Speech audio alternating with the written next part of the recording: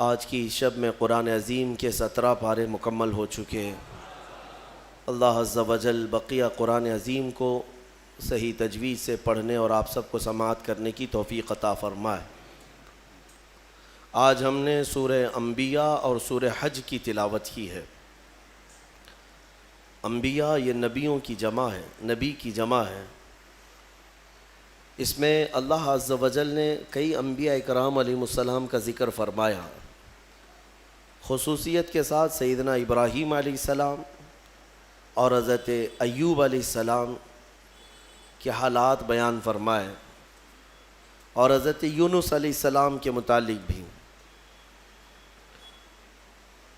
انبیاء اکرام علیہ السلام کے متعلق اسلامی عقیدہ ہمارا یہ ہے کہ نبی ہوتے کون ہیں؟ نبی کون ہیں؟ کیا وہ آسمانوں سے آتے ہیں یا کوئی الگ مخلوق ہیں؟ نہیں، بلکہ وہ انسانوں میں سے ہی ہیں، مگر یہ کہ اللہ تعالیٰ ان کو چن لیتا ہے اور پیدائش سے لے کر ان کی وفات تک مولا ان کو ہر عیب سے اور ہر گناہ سے پاک رکھتا ہے۔ اور نبیوں کو ہی معصوم کہا جاتا ہے۔ معصوم کا جو لفظ ہے یہ نبیوں کے لیے ہے اور فرشتوں کے لیے ہے۔ عصمت یہ عربی کا لفظ ہے۔ لہٰذا ہمارا عقیدہ یہی ہے کہ انبیاء اکرام علیہ السلام معصوم عن الخطا ہوتے ہیں، خطا سے ہمیشہ کے لیے وہ محفوظ ہوتے ہیں۔ معصوم اور محفوظ میں فرق ہے۔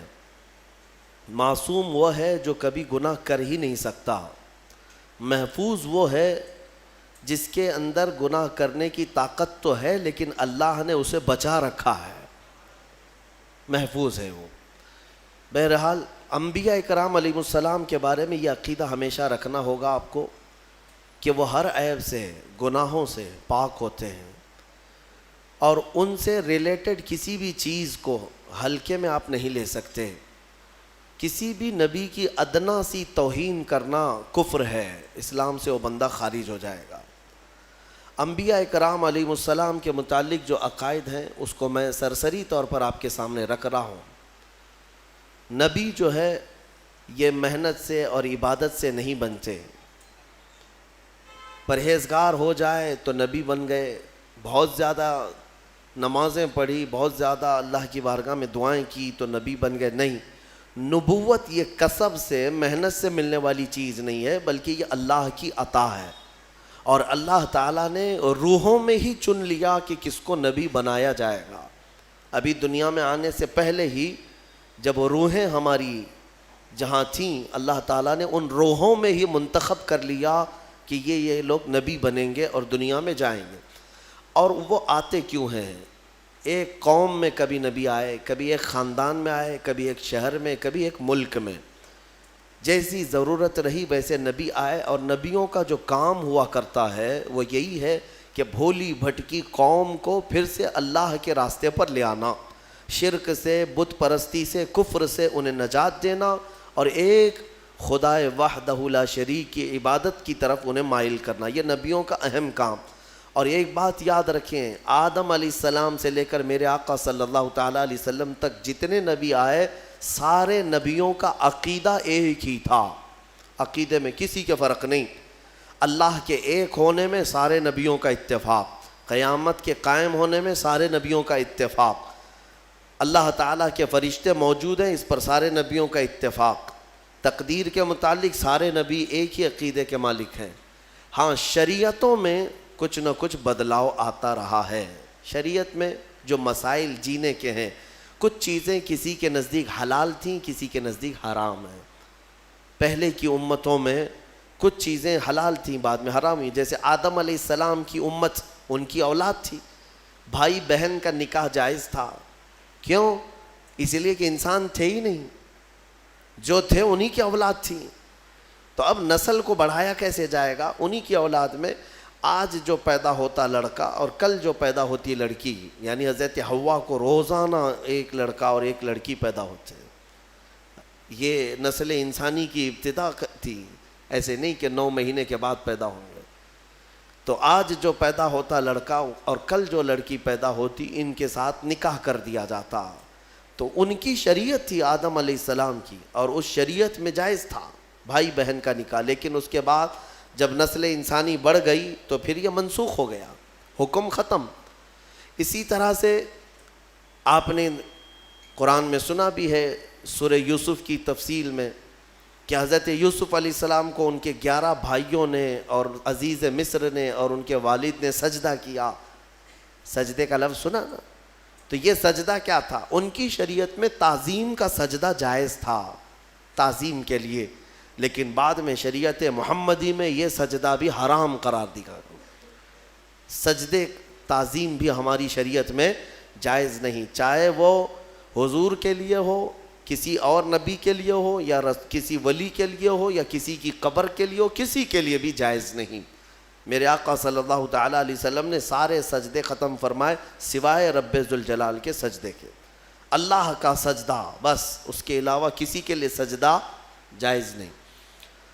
انبیاء اکرام کی شریعتوں میں بدلاؤ ہوتا رہا، کتابیں بدلتی رہیں، لیکن عقیدہ سب کا ایک ہی تھا۔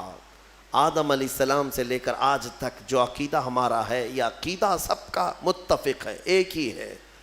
یہ کتنے نبی آئے، ان کی صحیح تعداد تو اللہ اس کے رسول کو ہی معلوم، لیکن کچھ حدیثوں میں ایک فگر ملتا ہے، ایک روایت میں حضور اکرم صلی اللہ تعالیٰ علیہ وسلم کی حدیث میں ملتا ہے 1,24,000، اور ایک روایت میں 2,24,000۔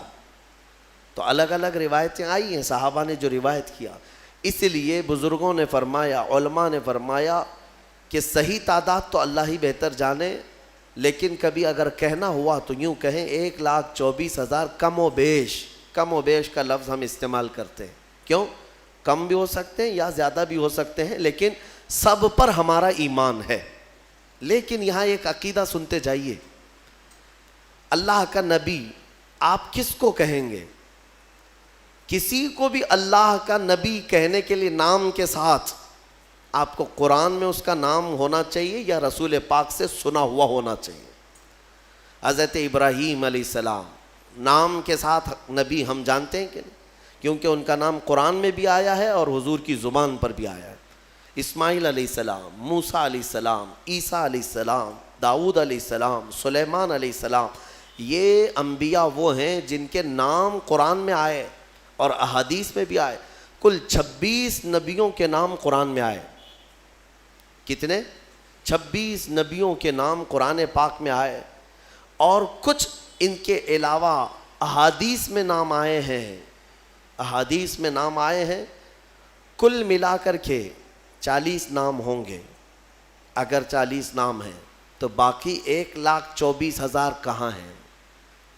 تو ان کے بارے میں آپ کو من جملہ عقیدہ رکھنا ہوگا، اتنے آئے تھے لیکن ہر ایک کا نام ہمیں معلوم نہیں۔ جتنے نام حضور نے بتائے اتنے ناموں کے ساتھ ہمیں نبی ماننا فرض ہے۔ اب یہاں پر وہی بات آ جاتی ہے، بعض لوگ یہ کہتے ہیں کہ کسی کی تعلیمات اچھی دیکھ کر کے شاید وہ بھی نبی ہو سکتے ہیں، گوتم بدھ بھی نبی ہو سکتا ہے۔ رام کرشن کے بارے میں بھی کچھ لوگوں نے کلام کر دیا۔ ہاں، یہ میں ان لوگوں کی بات نہیں کر رہا ہوں جو رام کرشن کے بھکت ہیں، بلکہ میں بعض مسلمان اسکالر کہے جانے والوں کی بات کر رہا ہوں۔ ہاں، ان لوگوں کو تحقیق کا بڑا شوق ہے تو تحقیق میں کچھ بھی لٹ مار دیں گے۔ کیوں میاں گوتم بدھ نبی ہیں، نبی ہو سکتے ہیں؟ یہ کچھ لوگوں نے یہ شوشہ چھوڑا۔ دلیل میں یہ کہتے ہیں ان کی تعلیمات بھی جو ہیں وہ دوسرے نبیوں کی تعلیمات سے ملتی جلتی ہیں۔ اخلاق کی تعلیم ہے، اچھائی کی تعلیم ہے، تصوف کے جتنے بھی مراحل ہیں وہ ان کی تعلیمات میں بھی ملتے ہیں۔ ہو سکتا ہے وہ اپنے زمانے کے نبی رہے ہوں۔ ایک بات یاد رکھ لیں، میں نے جو آپ کو فارمولہ بتایا اس پر ہمیشہ چلیے۔ آپ کسی کو بھی نام کے ساتھ نبی کہنے کے لیے ان کا نام قرآن میں یا حدیث میں آیا ہوا ہونا ضروری ہے۔ اگر قرآن و حدیث میں ان کا نام نہیں آیا تو چاہے اس کی تعلیمات سب سے اعلیٰ ہی کیوں نہ ہو، نبی ہم نہیں کہہ سکتے، نبی نہیں کہہ سکتے۔ اتنی بات یاد رکھیں۔ اور اگر غیر نبی کو آپ نے نبی مان لیا کافر ہو جاؤ گے معاذ اللہ رب العالمین. کسی غیر نبی کو، نبی نہیں تھا اور آپ نے اس کو نبی کہا، کافر ہو جائیں گے. اور کوئی نبی ہیں ان کی نبوت کا انکار کیا تب بھی کافر ہو گئے. بات سمجھ میں آ رہی؟ یہ عقیدہ بہت ہی اہمیت کا عامل ہے، اس لیے اس کو لے کر کے چلیں. آپ غیر نبی کو آپ نبی کہہ نہیں سکتے. اب یہ انبیاء کرام علیہم السلام اللہ تعالیٰ کے محبوب اور مقبول بندے، اللہ تعالیٰ براہ راست ان پر وحی فرماتا ہے، پیغامات بھیجتا ہے. مخلوق کو اللہ تعالیٰ ڈائریکٹ بات نہیں کرتا. تمام بندوں سے اللہ تعالیٰ وما کان اللہ تبارک و تعالیٰ فرماتا ہے کہ اللہ تبارک و تعالیٰ کسی بشر سے بات نہیں کرتا مگر یہ کہ کسی نبی کے ذریعے سے، وحی کے ذریعے سے. انبیاء اکرام علیہ السلام ذریعہ ہیں بندوں اور رب تعالیٰ کے بیچ میں. جو احکام اللہ کے پہنچانے ہوتے ہیں وہ بندوں کے ذریعے سے، نبیوں کے ذریعے سے پہنچائے جاتے ہیں. اب آپ توجہ چاہتا ہوں، 1,24,000 کم و بیش جتنے بھی نبی آئے کہاں سے شروع ہوئے کہاں پہ ختم ہوئے یہ بھی ماننا ضروری ہے آپ کو. اسلامی عقیدہ، سب سے پہلے نبی آدم علیہ السلام اور سب سے آخری نبی محمد صلی اللہ علیہ وسلم، یہ دونوں چیزیں بھی ماننا آپ کو ضروری ہے. قرآن پاک جب مکمل ترتیب دے دیا گیا نا، مکمل ترتیب دے دیا گیا تو ادھر ایک اور ادھر ایک، جس کو ہم رٹ کہتے ہیں نا، رٹ پٹھا یعنی کور، اس کو عربی میں دفت کہا جاتا ہے. ما بین الدفتین یعنی دو رٹ کے کور لگا دیے گئے قرآن کو. اور حضرت عثمان غنی نے فرمایا اب قرآن وہی ہے جو ان دو رٹ کے بیچ میں ہے، اس میں کوئی ایک ورق زیادہ بھی نہیں کرے گا اور ایک ورق اس میں سے نکالے گا بھی نہیں، سب گنا جا چکا ہے. اور اگر یہ رٹ ہٹ گیا یعنی یہ کور ہٹ گیا تو کوئی بھی اس میں اضافہ کرے گا یا کم کرے گا. میں یہ مثال اس لیے دے رہا ہوں، آدم علیہ السلام ابتدائے انبیاء اکرام میں پہلے نبی ہیں اور محمد صلی اللہ تعالیٰ علیہ وسلم آخری نبی ہیں. یہ دونوں اول و آخر کا ماننا بہت ضروری ہے. ان میں ایک نبی کو بھی ہٹایا تو بہت سارے ظالم دوسروں کو لا کر اندر داخل کریں گے. وہ بھی نبی ہیں، یہ بھی نبی ہیں.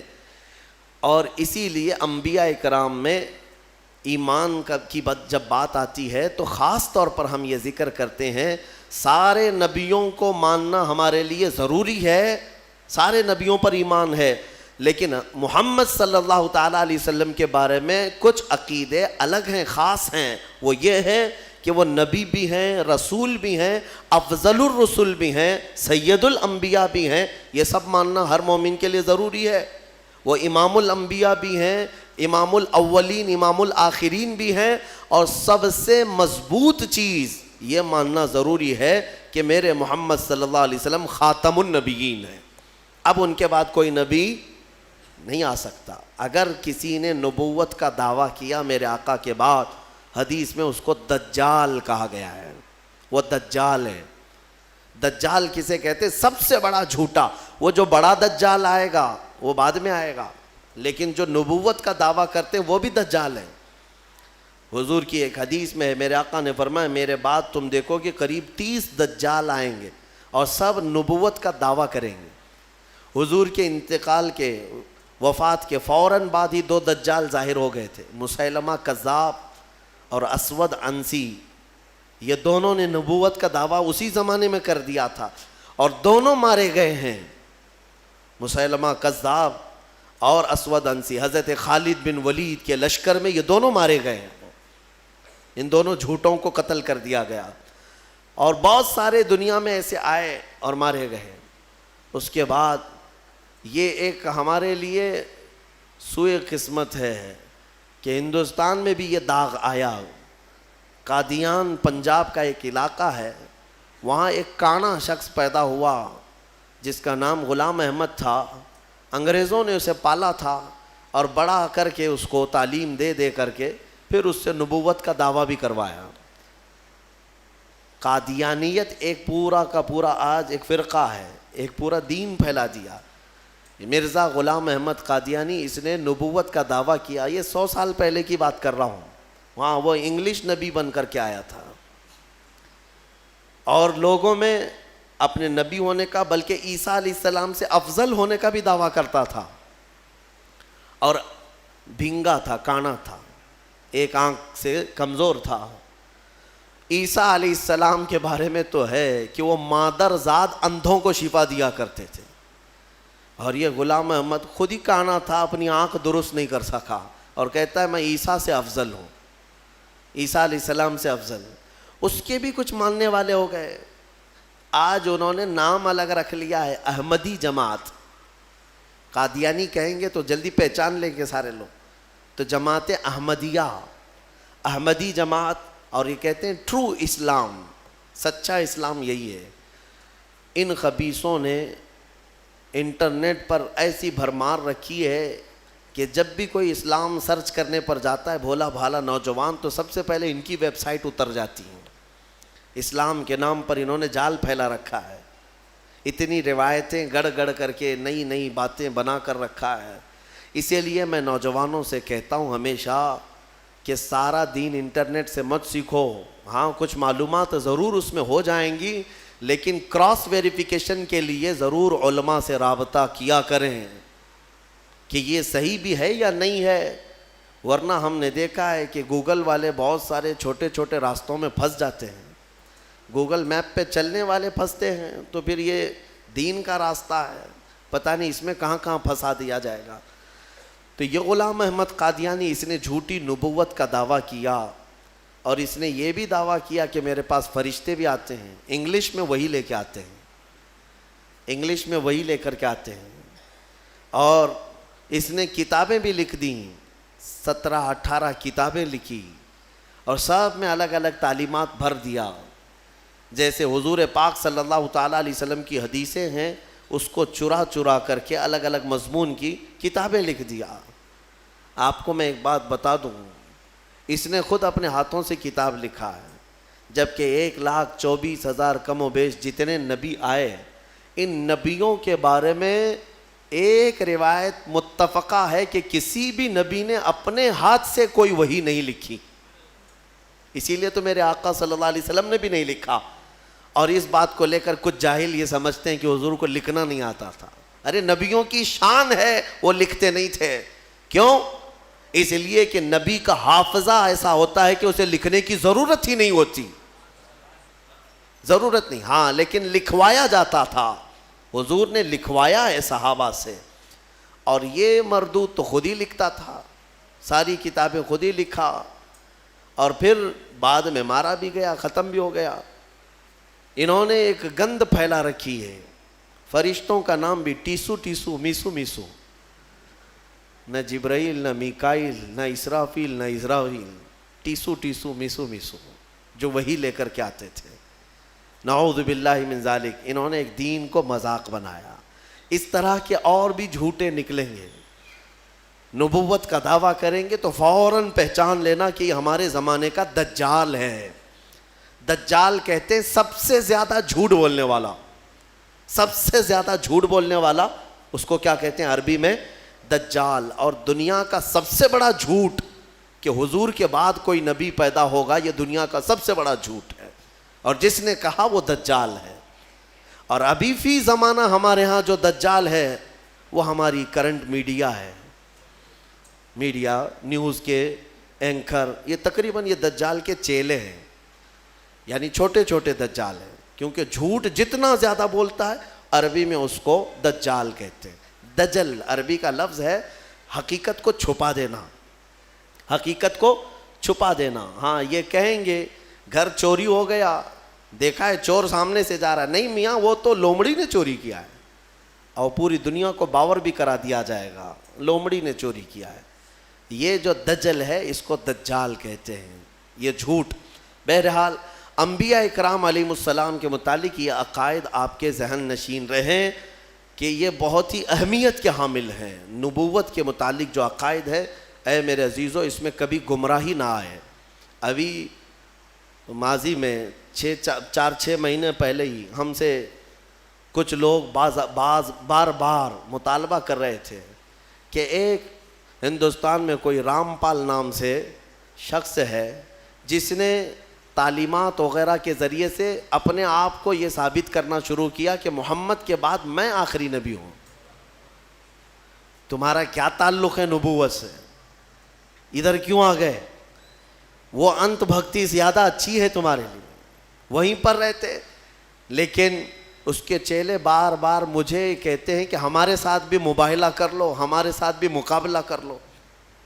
میرے عزیزو، یہ منہ لگانے کے بھی قابل نہیں ہے. نبی پاک صلی اللہ تعالیٰ علیہ وسلم کے بعد آج بھی یہ موجود ہے. وہ کہتے ہیں کہ نبوت جو ہے ابھی بھی چل رہی ہے اور ہم آخری نبی ہیں. بہت سارے اس طرح کے فتنے آئے. میرے عزیزو، ایک اور فتنہ جنم لیا ہے انٹرنیٹ کی سرزمین پر، گوہر شاہی فتنہ. گوہر شاہی، لوگ اس کو دیکھ کر کے اس کی تعلیمات سے متاثر ہو جاتے ہیں. تصوف کی بڑی بڑی باتیں کرتا ہے ایک شخص اور لوگوں کو گمراہ کرتا ہے. کبھی نفس کی باتیں، کبھی نماز کی باتیں، کبھی معرفت کی، کبھی طریقت کی. بھولے بھالے مسلمان یہ سمجھتے ہیں کہ اس سے زیادہ علم کس کے پاس ہے. اے میرے عزیزو، اس سے بھی زیادہ تعجب کی چیزیں تمہارے پاس آتی رہیں گی. حضور پاک نے بہت پہلے ہی بشارت دی ہے کہ ایسی جماعتیں آئیں گی. تمہیں پتہ نہیں ان کے چھپے ہوئے عقیدے. یہ گوہر شاہی فتنہ کیا ہے؟ یہ اپنے ایک پیر کو مانتے ہیں جس کو یہ کہتے ہیں کہ وہ رب الارباب ہے، معاذ اللہ، یعنی تمام خداؤں کو بھی پالنے والا ہے. وہ پتہ نہیں کون سے خداؤں کو پالنے والا ہے، لیکن ان کا عقیدہ یہ ہے کہ وہ رب الارباب ہے. یہ لفظ ہے، میں نے سنا ہے. کھلی ہوئی، یہ کھلا ہوا ارتداد ہے. ان کا اسلام سے بھی تعلق نہیں اور لوگ اس کو تصوف کا بادشاہ سمجھے بیٹھے ہوئے ہیں. کہتے ہم کو سیدھا راستہ مل گیا. بلکہ میں نے ان کے فتنوں میں یہ تک سنا ہے، وہ کہتے ہیں اس زمانے میں اگر کوئی لا الہ الا اللہ کلمہ پڑھتا ہے تو وہ کھلا شرک کرتا ہے. اب یہ کلمہ نہیں چلے گا، گوہر شاہی کلمہ چلے گا، اس کے پیر کا کلمہ چلے گا. نعوذ باللہ من ذالک. نبوت کا بھی قریب قریب دعویٰ انہوں نے کیا ہے.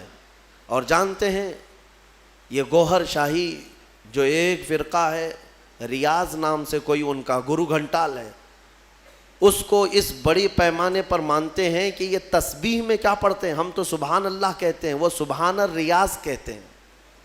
نعوذ باللہ من ذالک.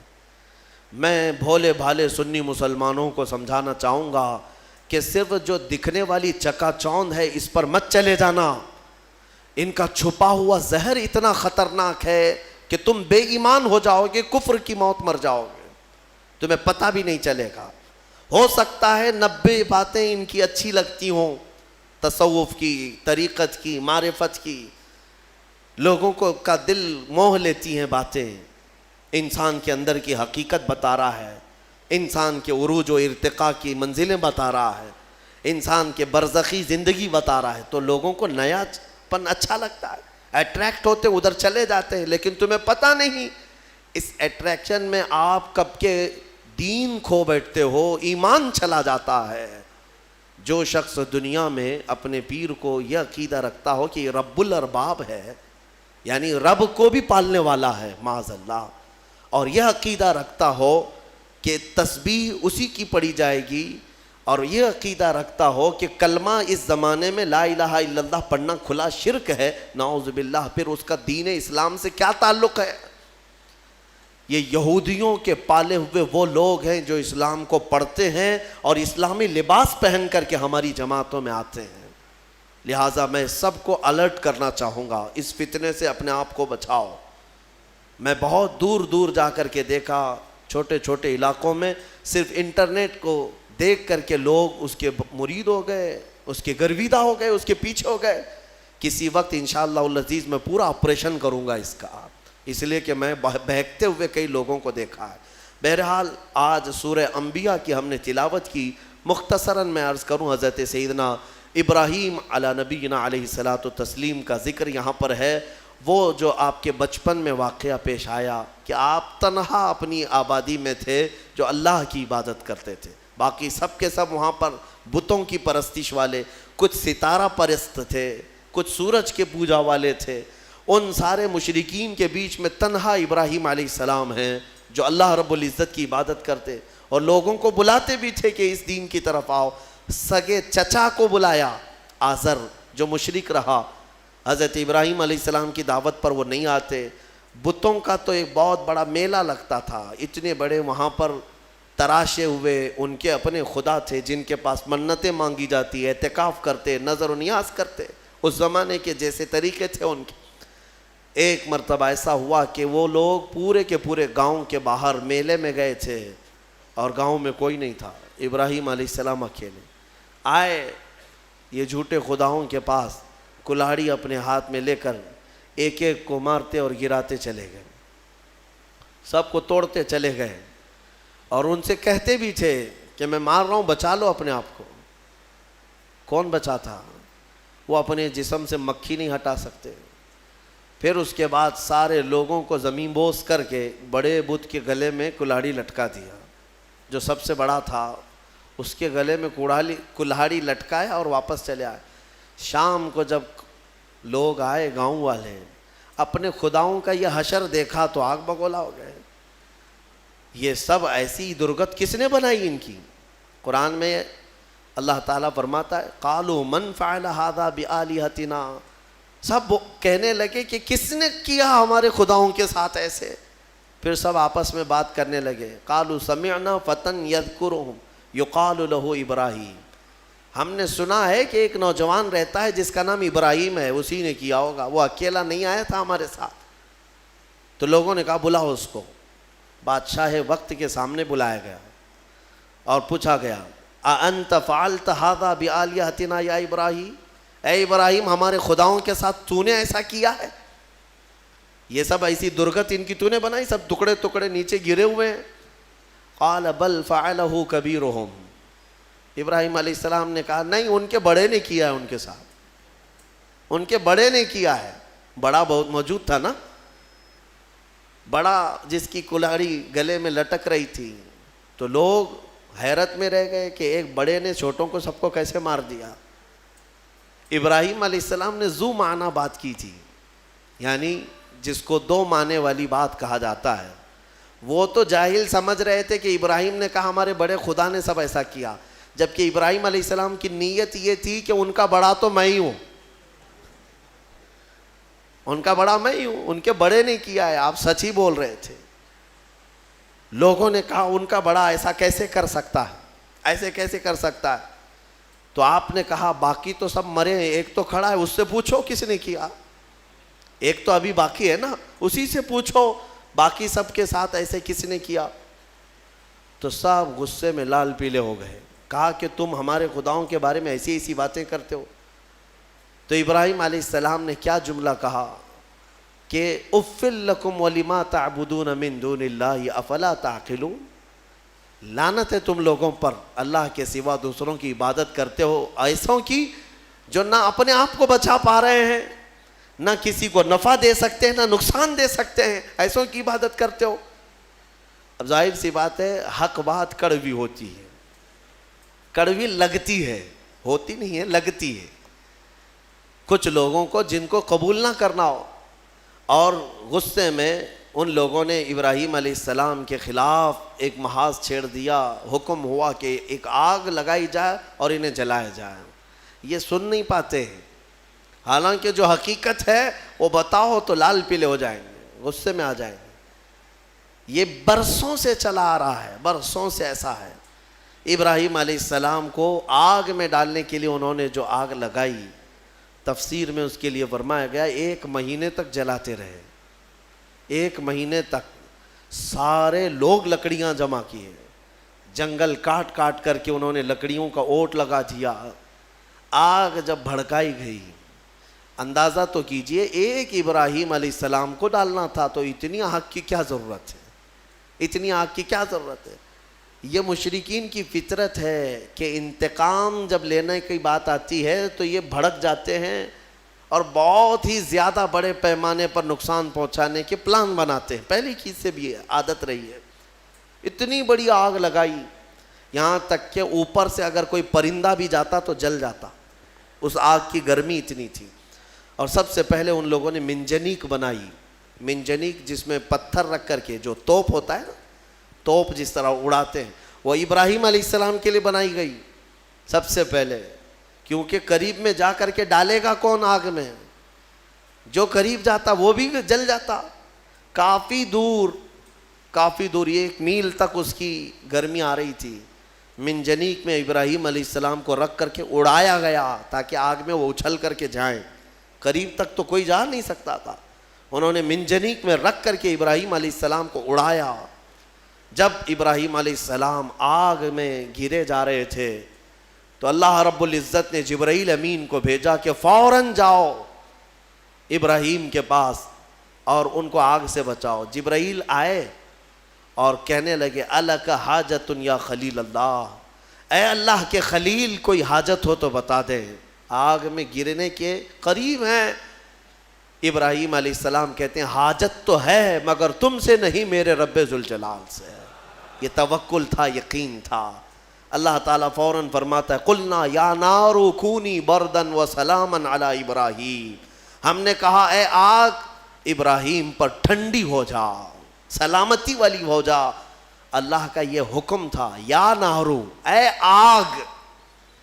اس وقت حضرت ابراہیم علیہ السلام کے لیے جو جلائی گئی تھی آگ، وہ دکھ تو رہی تھی آگ، لیکن اندر سے ایسی ٹھنڈی تھی جیسے کسی باغیچے کی ٹھنڈی ہوا۔ ابراہیم علیہ السلام اس میں کئی دنوں تک رہے اور آپ کے جسم تو دور کی بات، آپ کے کپڑے کا رواں تک نہیں جلا۔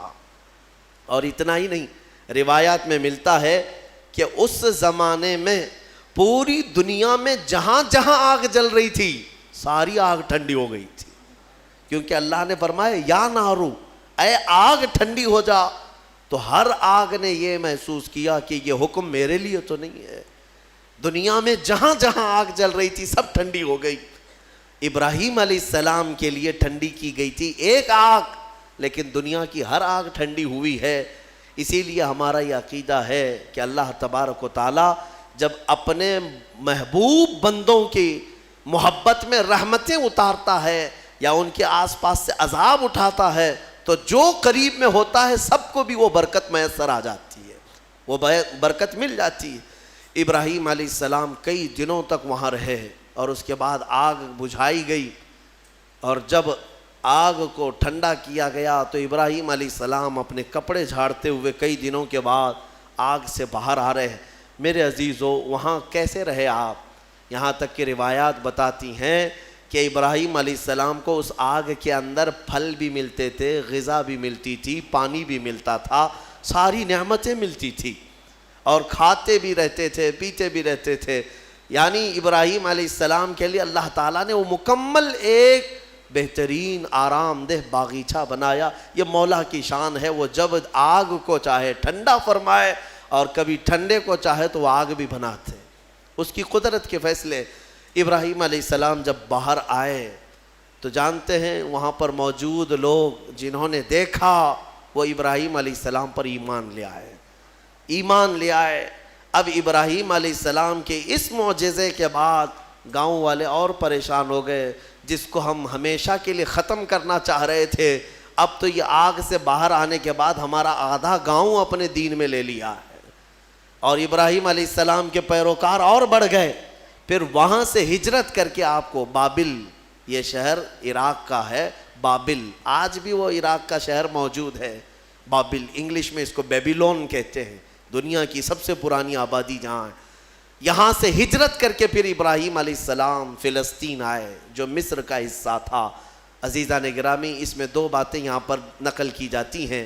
ایک بات تو یہ ہے کہ سارے لوگ جو وہاں پر ابراہیم علیہ السلام کو آگ لگانے میں مصروف تھے وہ کیا ہوئے؟ آگ جب بجھی ایک ہی دن کے اندر اللہ نے اس قوم پر ایسا عذاب نازل کیا کہ ان کے جسم زندگی میں ہی سڑ گئے، ایسے کہ ان کی انگلی لگاؤ تو گوشت نکل جائے، گلن ہو گئی، سڑن ہو گئی۔ ایک شام تک پوری آبادی سڑ گئی اور گل گئی، سب کے سب ہلاک و برباد ہوئے۔ جنہوں نے اللہ کے نبی کو آگ میں ڈالا تھا، ان کا برا انجام، وہ عذاب میں گرفتار ہوئے۔ ہاں ایک بات یہ بھی میں بتا دوں کہ جن لوگوں نے ابراہیم علیہ السلام کی حمایت کی تھی، اللہ نے ان کو اپنی محبت سے بھی نوازا اور عنایتوں سے بھی نوازا۔ روایت میں 2 جانوروں کا بھی ذکر آتا ہے، 2 جانوروں کا، ایک مینڈک کا اور ایک گرگٹ کا، اور چھپکلی کا بھی ہے کہ گرگٹ نے یہ پھونک پھونک کر کے آگ کو بڑھانے کی کوشش کی، اور مینڈک نے تھوک تھوک کر کے پانی آگ کو بجھانے کی کوشش کی کہ اللہ کے نبی ہیں۔ یہ آپ اندازہ کریں، گرگٹ کے پھونکنے سے نہ آگ بڑھنے والی ہے، مینڈک کے تھوکنے سے نہ آگ بجھنے والی، لیکن دونوں نے اپنے اپنے کاموں سے اپنی قسمت بنا لی۔ گرگٹ کی ہمیشہ یہ قسمت بن گئی کہ میرے آقا صلی اللہ علیہ وسلم نے فرمایا یہ گستاخ نبی ہے، جہاں اسے پاؤ مار ڈالو، اور ایک مار میں مارو تو زیادہ ثواب ہے، ثواب ہے اس کو۔ اور مینڈک کے بارے میں فرمایا خبردار اس کو کہیں دیکھو تو مارو مت، اس لیے کہ یہ اللہ کے نبی کی حمایتی ہے۔ اللہ کے نبی کے لیے یہ دعا کر رہی تھی، تھوک کر کے آگ بجھانے کی کوشش کر رہی تھی۔ ایک جانور پر ہمیشہ کے لیے اللہ کی رحمت اور ایک پر اللہ کا غضب۔ اس سے اندازہ ہوتا ہے کبھی کبھار کاموں سے کچھ ہوتا نہیں ہے، بگڑتا کچھ نہیں ہے، لیکن انسان اپنی تاریخ بدل جاتا ہے۔ آج میں یہی کہنا چاہوں گا، کسی ظالم نے اگر میرے نبی کی شان میں بھونکا ہے یا قرآن پر انگلی اٹھایا ہے تو قرآن کا بھی کچھ نہیں ہونا اور رسول کی عزت کا بھی کچھ نہیں ہونا، لیکن ان ظالموں نے اپنی قسمت بنا لی، ہمیشہ کے لیے مردود اور ملعون ہو گئے۔ اور تمہارے لیے میں کہتا ہوں، 2 جملے اگر تم نے حضور کی شان میں بیان کر دیے، قرآن کی شان میں بیان کر دیے، تو یہ بھی میں بتا دوں، نہ رسول کی شان تمہارے بولنے سے بڑھنے والی، نہ قرآن کی شان بڑھنے والی، ان کی شان تو خود میرے مولا نے بڑھا رکھی ہے۔ ہاں لیکن اتنا ہوگا کہ ان تمہارے 2 جملوں سے تم بھی قیامت تک اپنی قسمت بنا لے جاؤ گے۔